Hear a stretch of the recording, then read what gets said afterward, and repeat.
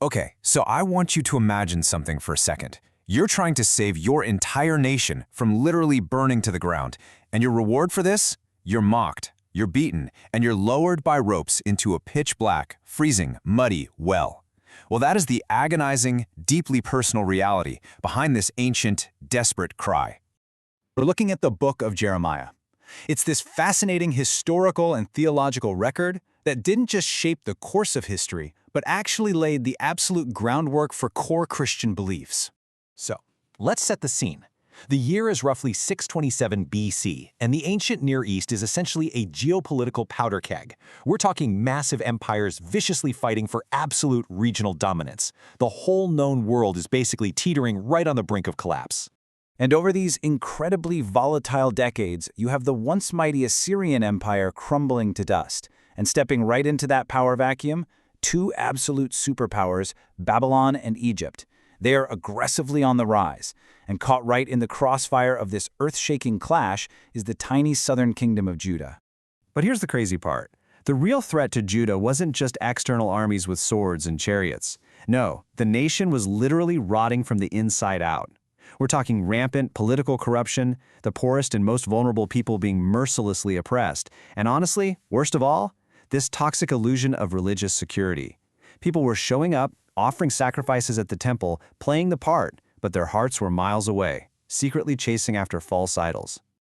So, right into the middle of this absolute societal mess steps a young man named Jeremiah. And he's handed what is arguably one of the most impossible, deeply unpopular missions in all of recorded history. And this mission, it comes directly from God. Now, this divine calling wasn't just some random accident. God actually tells Jeremiah that he was known and specifically set apart for this agonizing purpose before he even took his very first breath. It's a huge, profound statement that highlights a deeply foundational Christian belief. Jeremiah didn't just stumble into his destiny, he was intentionally chosen for it before time even began. But of course, that exact divine purpose put him on a high-speed collision course with his own society. You've got this massive ideological battle going on.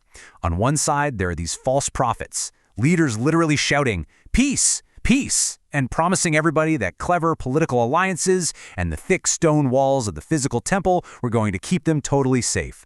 But on the other side stands Jeremiah, and he's delivering the harsh, unavoidable truth. Total disaster from Babylon is absolutely inevitable unless they experience true inward repentance. And Jeremiah doesn't hold back. He takes this message right to the gates of the temple itself to completely shatter their illusion of safety. He boldly tells them that a sacred building, or just putting on a good outward show of religion, means absolutely zero to God if there isn't a genuine, repentant heart behind it. You simply can't mask a deeply corrupt society with fake piety. Well, as you can probably guess, nobody really wants to hear that their entire way of life is doomed, right? Because of his relentless honesty and the fact that he completely refused to sugarcoat the truth, Jeremiah faced a life of terrifying isolation and just profound, deep sorrow. He definitely wasn't celebrated as some visionary hero. In fact, he was hated. Hated by priests, hated by state officials, and bitterly mocked by the public. He endured brutal physical beatings, he was thrown in prison, and yes, literally tossed into a pitch-black, muddy cistern and just left there to starve. And through it all, he had to stand by and watch his beloved country fail, step by agonizing step. This incredibly heavy emotional burden is exactly why history remembers him today as the weeping prophet. Which naturally leads us to pause and ask a pretty terrifying question. What actually happens when a nation actively ignores its final warning? Because for Judah, the clock had completely run out. That tipping point, it had officially arrived.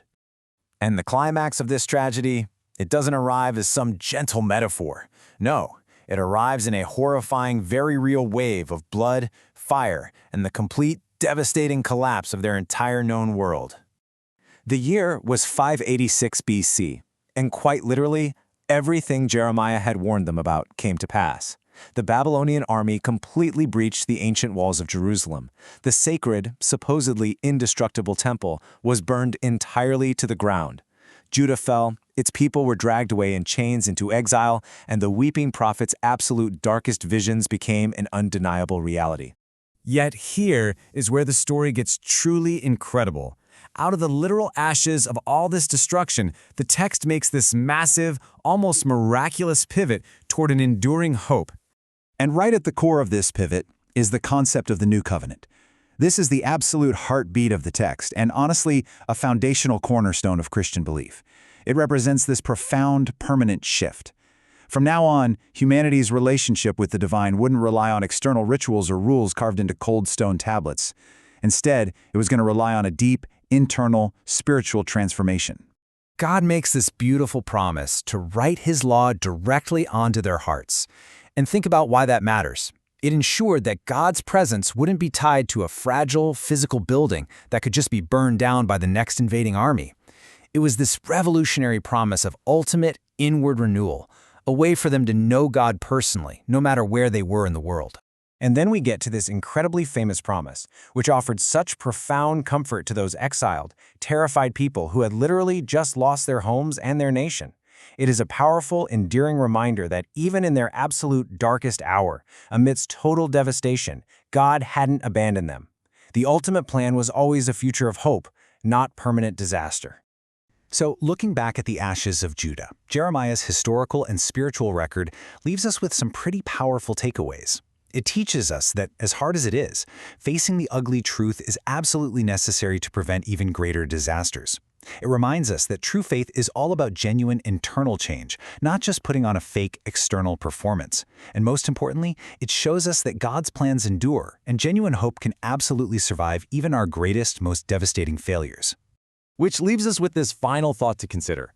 The story of Jeremiah is so much more than just ancient history. It's really a mirror for the human condition. So when the walls of your own life feel like they're totally crumbling, will you cling to fragile external things? Or will you let this enduring promise of an inward, resilient hope guide you forward?